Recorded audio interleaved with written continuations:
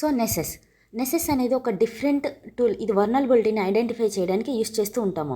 First దీనికోసం tool అనేది setup చేసుకోవాల్సి ఉండేది.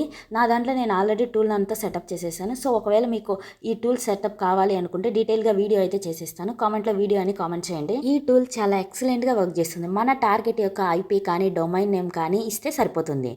డీటెయిల్గా టార్గెట్కి సంబంధించిన ప్రతి ఒక్క డీటెయిల్ ఇన్ఫర్మేషన్ ఇస్తుంది. సో ఇక్కడ చూడండి, ప్రీవియస్గా నేను చేసిన అటాక్స్ అనేవి కనిపిస్తున్నాయి. దీన్ని చాలా సింపుల్గా యూజ్ చేయొచ్చు.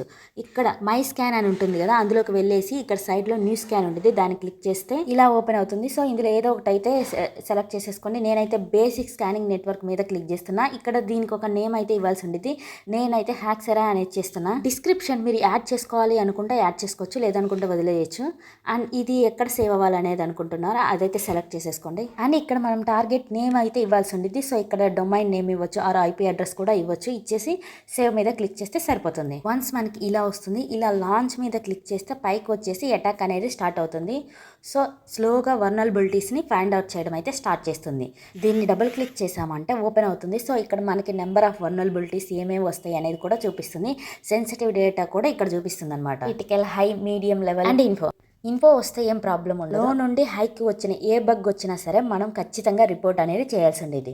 సో ఐ హోప్ మీకు అర్థమైంది అనుకుంటున్నా.